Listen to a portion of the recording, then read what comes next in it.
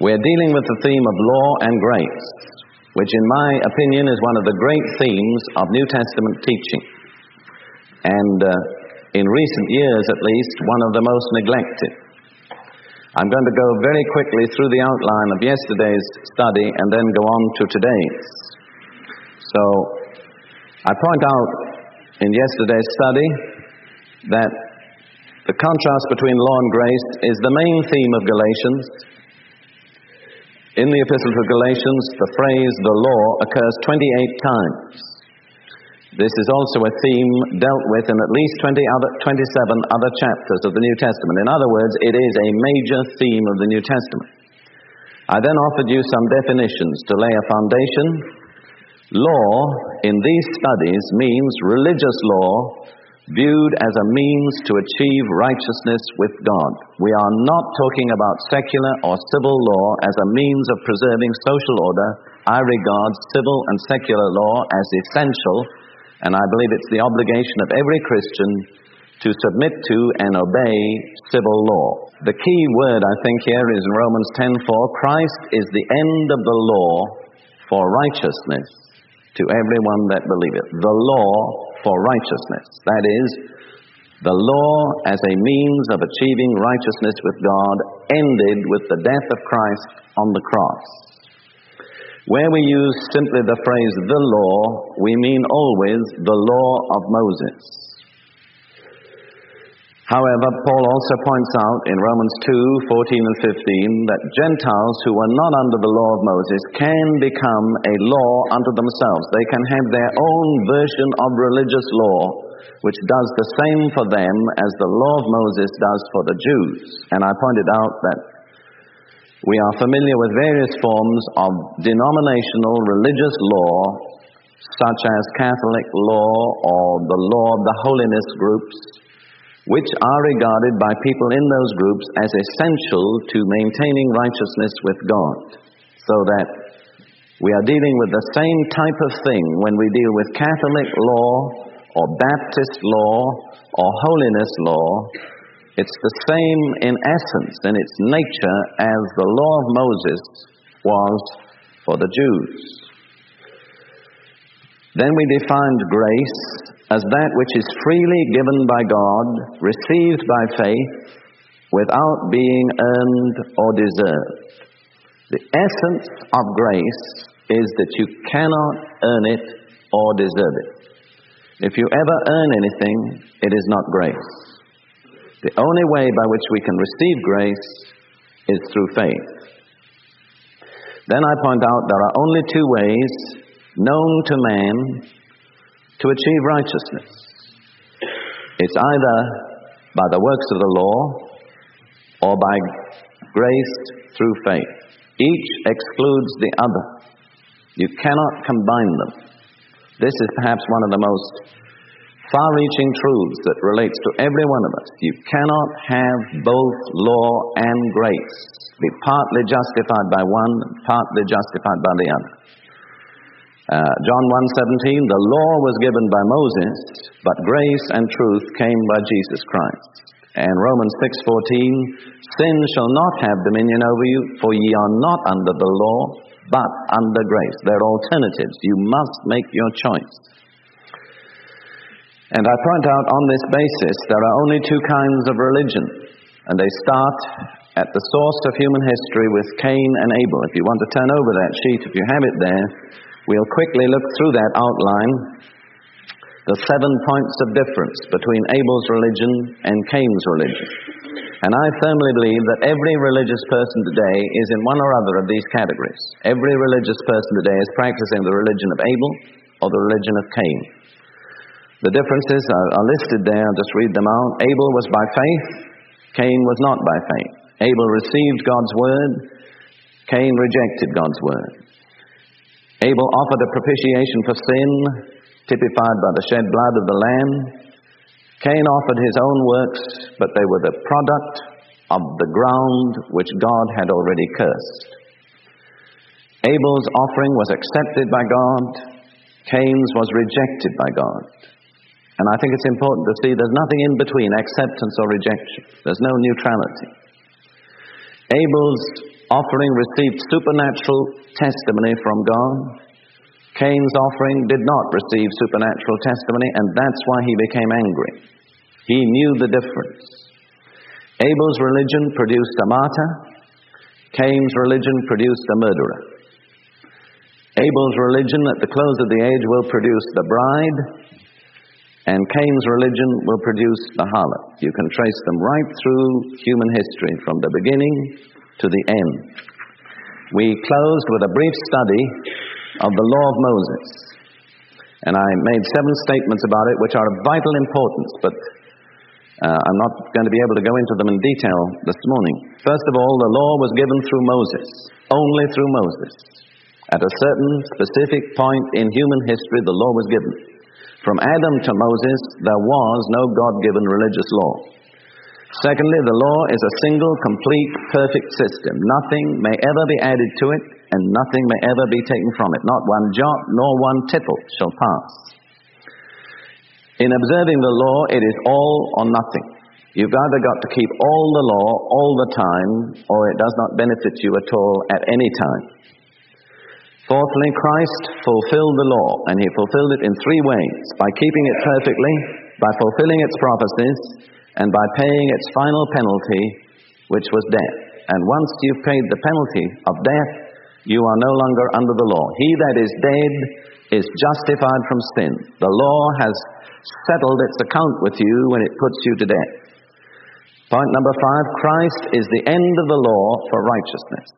Christ abolished the law as a means of righteousness. God nailed it to his cross and took it out of the way.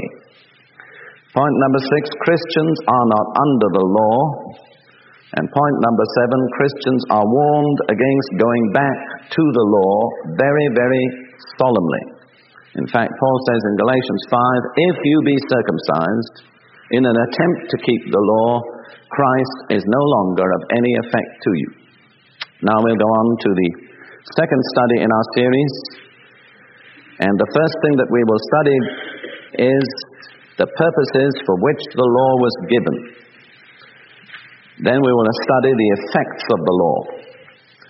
I have listed here 6 points under the heading purposes for which the law was given. And it's most important to begin with the negative one. The law was not given as a means to achieve righteousness.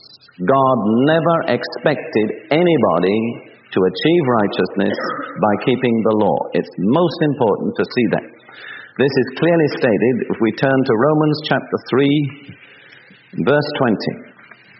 Romans chapter 3 and verse 20. And you better keep your finger there because we'll be going back again a little while later. Romans 3:20, the first part of the verse, therefore by the deeds of the law, the keeping of the law, there shall no flesh be justified in God's sight. No human being will ever achieve righteousness by keeping the law. And then there are 2 passages in Galatians which we ought to look at too. Galatians chapter 2, verse 16, only the first part of the verse, knowing that a man is not justified by the works of the law. Galatians 2:16 and Galatians 3:11, but that no man is justified by the law in the sight of God, it is evident. This is very clear and specific. No man ever will be justified or achieve righteousness in the sight of God by keeping the law. The law was not given to make men righteous. Then why was it given? We come back to Romans 3:20 and the second purpose, to reveal sin. The law is God's diagnostic. When you go to a doctor today and you say, "Doctor, I feel kind of queer inside and I get dizzy spells," he does not reach up to the shelf, pull down a little bottle of pills and say, "Here, take this." He says, first of all, we'll find out what's wrong with you. And as a matter of fact, basically going to a doctor today is an agonizing series of tests. They take blood out of you, urine out of you, pump your arms up, and do all sorts of other things, and put the whole picture together and come back with an estimate of what's wrong with you. And of course, it is futile to offer medicine to somebody until you've diagnosed their problem. So The law is God's diagnostic. It's the thing He uses to show us what's wrong with us. It's most important.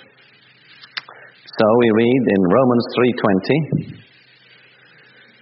therefore by the deeds of the law there shall no flesh be justified in God's sight, for by the law is the knowledge of sin.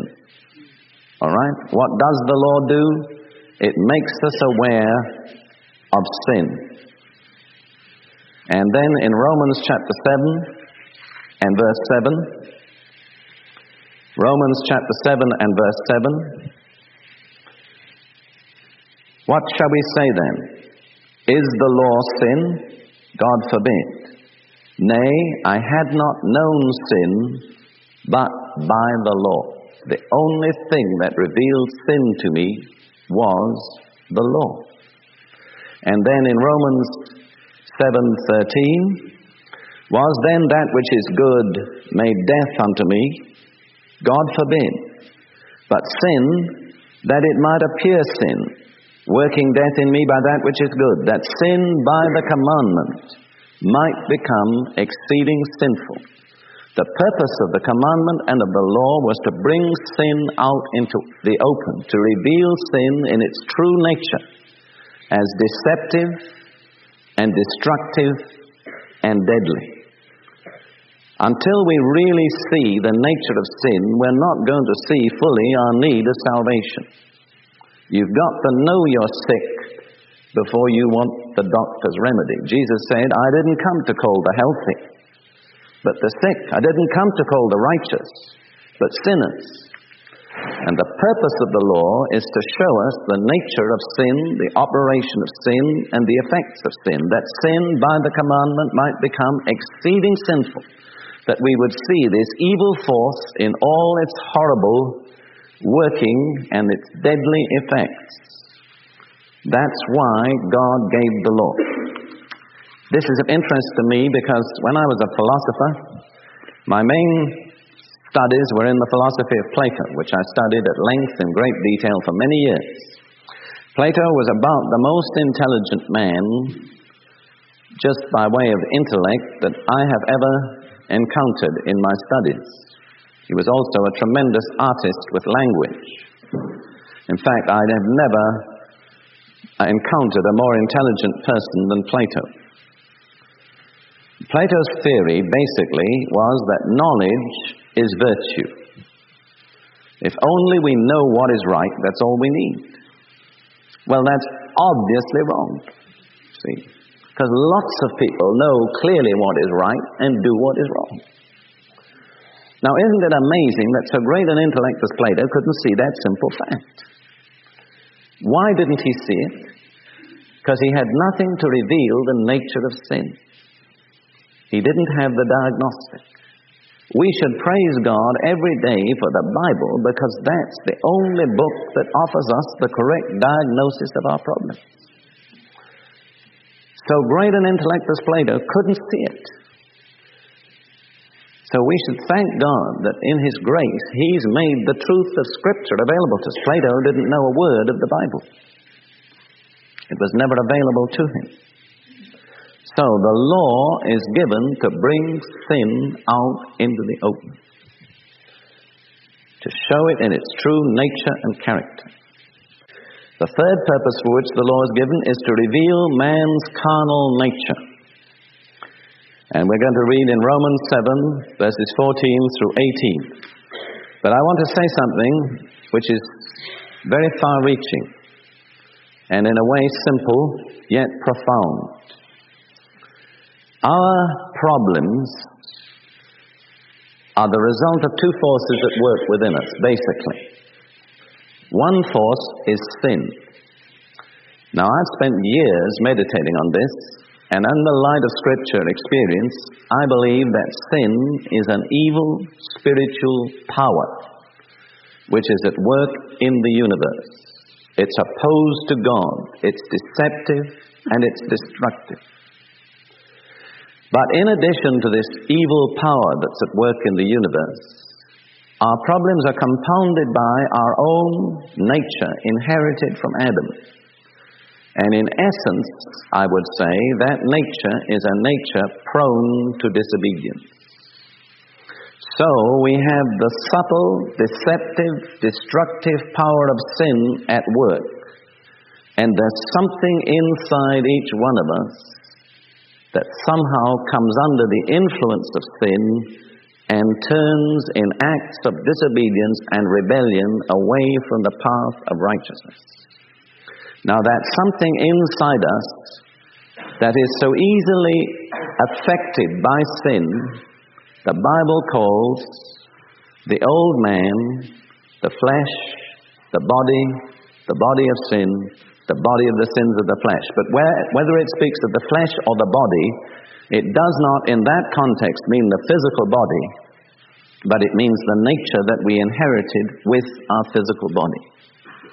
Into every descendant of Adam, there has been transmitted by inheritance a certain responsiveness to sin, a proneness to rebel. That's the best that I can define it. Now the law not merely reveals sin, it also reveals the rebel inside me. It's a perfect diagnostic. So when I speak about man's carnal nature, I mean the problem in me. Now let's look in Romans 7:14 through 18. For we know that the law is spiritual, but I am carnal, sold under sin. I'm the slave of my own carnal nature. For that which I do, I allow or approve not. For what I would, that do I not. But what I hate, that do I. Because I'm the only person here who's had that experience, I'm sure. That came to me with great force in the Anglican Church when I was 15 years old and due to be confirmed. At that point, I decided I needed to be a lot better than I was. So I decided confirmation would be the turning point, and from then on I would be really good. And only when I decided to be good did I discover how bad I really was. And I have to say, the harder I tried to be good, the quicker I got bad. And after about 6 months, I just gave it up. I decided it didn't work. I didn't know that my problem was explained in the 7th chapter of Romans, and unfortunately there was no one there to tell me. But that was exactly my experience. For that which I do, I don't approve. What I would, what I want to do, I don't do. What I hate, that's what I do. What made me conscious of the fact that I hated the law? The law pointed out what I should be doing. Said, do it. I said, all right, I'll do it. Watch me. And that's when the trouble started. All right. If then I do that, I would not. I consent unto the law, it is good. I say, there's nothing. The law is good. Now then, it is no more I that do it, but sin that dwelleth in me. Do you see how the law has brought sin right out into the open? But look at the next one. For I know that in me, that is in my flesh, my carnal nature, dwelleth no good thing. For to will is present with me, but how to perform that which is good, I haven't any way.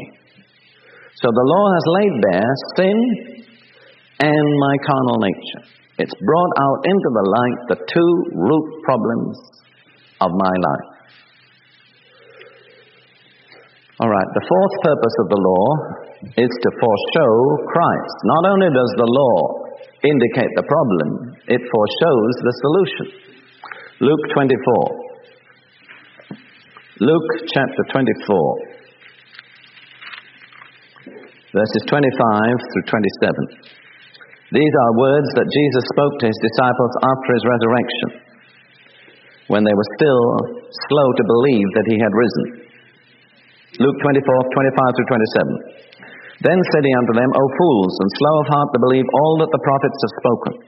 Ought not Christ to have suffered these things and to enter into his glory? And beginning at Moses, that's the law, and all the prophets, he expounded unto them in all the scriptures the things concerning himself. You'll see that the law has a revelation concerning Jesus. And again, in verse 44 of the same chapter, and he said unto them, These are the words which I spake unto you while I was yet with you, that all things must be fulfilled, which were written in the law of Moses, and in the prophets, and in the Psalms concerning me. Jesus was a real good Jew. Let me just point this out. It's by parenthetic, but the Hebrew name for what we call the Old Testament is the Tanakh, which is made up of three initials.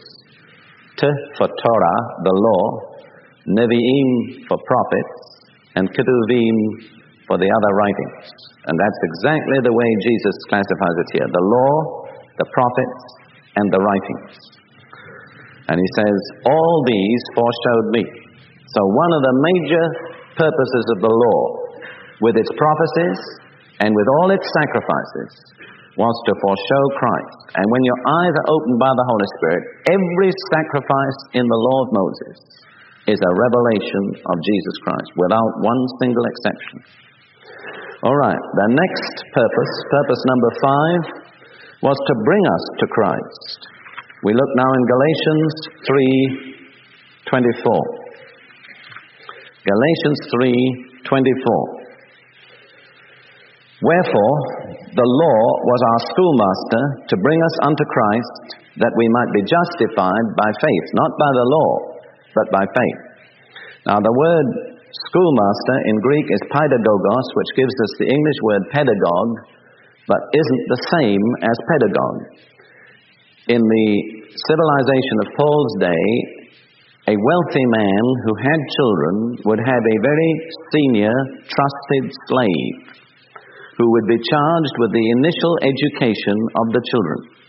Before they were old enough to go to school, he would take them under his charge and train them in the basic principles of obedience and good behavior and right and wrong. Then, when they grew old enough to go to the school to the proper teacher, he would accompany them to the school and deliver them to the teacher. That's the word paidagogos. And it was generally the case that this senior slave would be rather strict and severe with the children, more strict and severe than the father himself would be with his own children. So the law was this senior slave. Its work was to teach us the basic principles of righteousness, of obedience, of right and wrong, and then to take us to the real teacher, who's Christ. See? It's a most beautiful picture of what the law did, if you can put yourself into this social system. It was the senior slave that was charged with the elementary education of the children before they came to the age to go to school. Then his purpose, his responsibility was to take those little children, deliver them to the place where they'd get their real education. So the law was the senior slave that looked after people before they were able to go to school, but the real teacher was Christ. The law was our schoolmaster is completely the wrong word. Our sort of like a governess, you know. I wonder whether any of you ever had a governess. I had governesses for a good many years. I wore them out rapidly, one after another. It's a kind of old tradition, you know. It's rather passed out nowadays. But I'm sure, at least in the southern part of the United States, until quite recently, governesses were probably fairly familiar. Well, that's the type of picture. All right, going on to point number 6, and you stay where you are in Galatians. Galatians 3:23. Before faith came, we were kept under the law, shut up unto the faith, which should afterwards be revealed. Another purpose of the law was to keep Israel, a separate nation, shut up unto the purposes of God, which were to be fulfilled in Christ.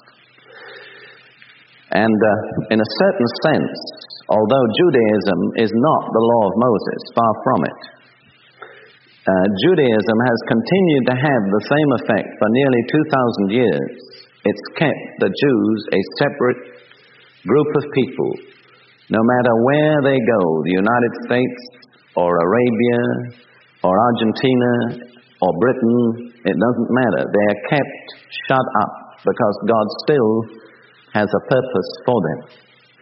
My wife is a Dane, And she's often said to me, if you scattered all the Danes amongst the other nations of the earth, in 100 years you wouldn't find the Dane. There'd not be one left. They'd have been assimilated.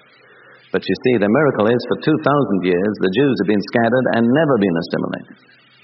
As a matter of fact, that's part of the prophecy of Balaam. I don't know whether you recall that, when he looked out over Israel and he said, the people Israel shall dwell alone, they shall not be reckoned amongst the Gentiles.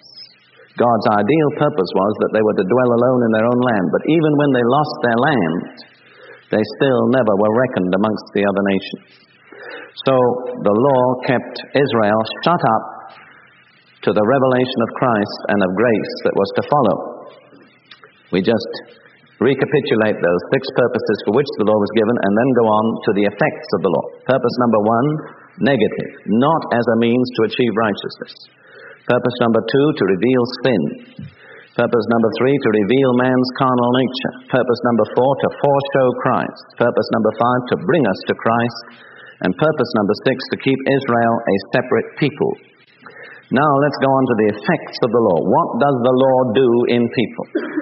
And I found this, as I went through this study, one of the most astonishing themes I've ever studied anywhere in the Bible. I could hardly believe what I was reading. I had to read it through again and again to convince myself I'd really got it right.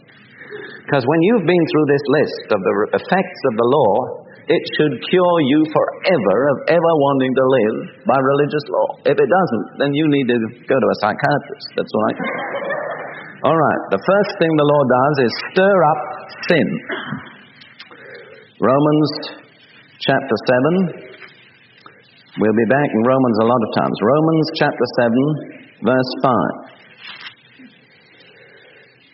Romans 7, verse 5. When we were in the flesh, the motions or passions of sin, which were by the law. Have you ever noticed that? Did work in our members. What enabled the motions of sin to work in our flesh? The law. What stirred up sin? The law. Romans 7:9. This is one of the most extraordinary statements in the Bible, in my opinion. Romans 7:9. For I was alive without the law once. But when the commandment of the law came, sin came back to life, and I died. I want to offer you 3 ways of interpreting that. And you may freely take your choice. You may take all, one, or none. But I spent years meditating on that verse. How could Paul say, I was alive without the law once?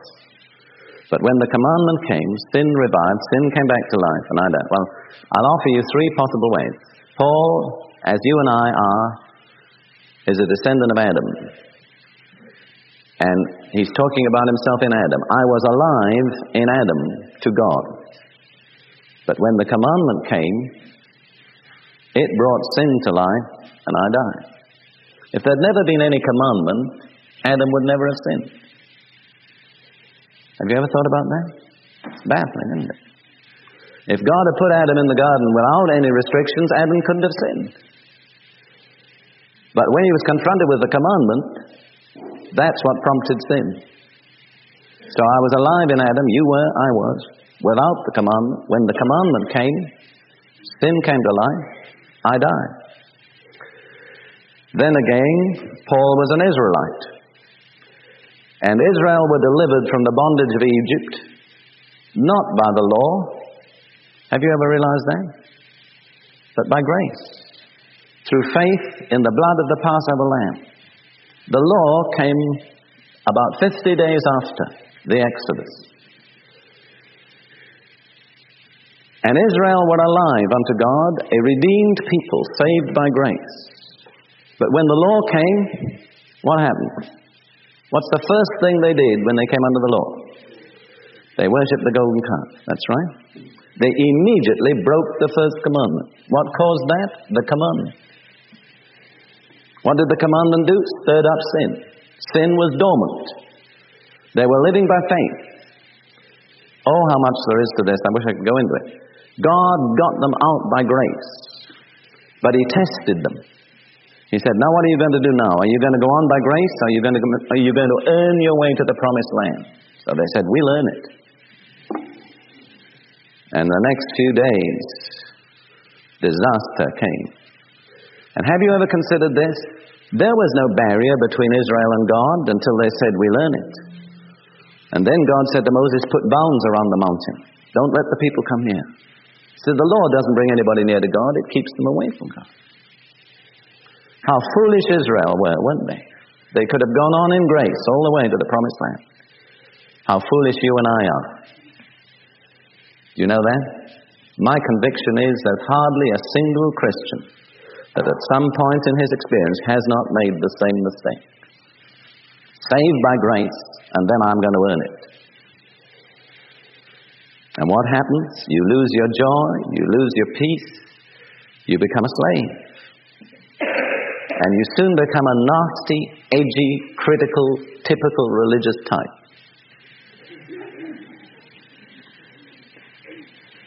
All right? There's one more application. Paul, if ever anybody was saved by grace, it was the Apostle Paul. You'd agree with that. There he was on the road to Damascus, just about to deal with every follower of Jesus, and right in the middle of the journey, Jesus sovereignly revealed himself to Paul. Paul didn't ask him to do it. And he said to Paul, I want you. Now, this is supposition. I cannot prove it. I don't attempt to. But after a while, Paul went back to Tarsus. And if it hadn't been for Barnabas, we might never have heard of the Apostle Paul. It was Barnabas who went to Tarsus and fetched Paul. What was Paul doing in Tarsus? You know what I think he was doing? I think he was a good, regular attendant in the synagogue. I think he was back under the law. There were no riots in Tarsus. Nobody stoned Paul in Tarsus. No trouble there. People don't object to the law, but they fight grace like mad.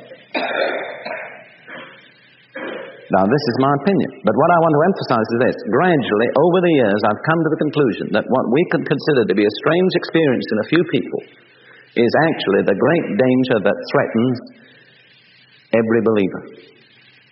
We get saved by grace, and then we think, now, I've been cleaned up, I'm pretty smart, I've memorized 53 passages of Scripture, and I have my quiet time every morning, I'll make it by my own efforts. And the end is a disaster. I really believe this is the greatest single hindrance to walking in the Spirit. I've got a series of messages on Romans, the way into the Spirit-filled life. I choose Romans 8 as the picture of the Spirit-filled life.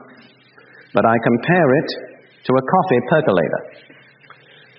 You can say what you like, but I believe there's a difference between instant coffee and perked coffee. You don't offer me instant and tell me it tastes like perked. All the TV commercials will not convince me of that. Now, some people want instant holiness and instant liberty. They just want to jump from Romans chapter 1 into Romans chapter 8. But I don't believe it works that way. I believe if you want to live in Romans chapter 8, you've got to go through the percolator, which is chapter 2, chapter 3, chapter 4, chapter 5, chapter 6, and chapter 7. And there's something to deal with in every chapter. And the last phase of the percolating process is Romans chapter 7. What's the problem? The law. For years, I could not understand why right there in the middle of Romans, after grace had been so clearly set forth, Paul devotes a whole chapter to dealing with the law. But I find it's true to experience. Paul deals with sin in Romans 3. In Romans 6, he deals with the old man. Well, you think that's the end, but it isn't. The final hurdle you have to clear is the law. And looking back over my life, I think it's taken me over 30 years to clear that hurdle. I just really begin to feel now, for the first time, I have some concept of what grace is. I just trust that people who follow after me will not take so long. And I don't believe they need to. Because I've learned my lessons the slow, hard way. You know what I found today? God is moving in such a sovereign way by His Spirit that things that it took people like me 10 years to learn, new converts learn in 1 year. And that doesn't make them any smarter than we were. It just means God is moving in a different way.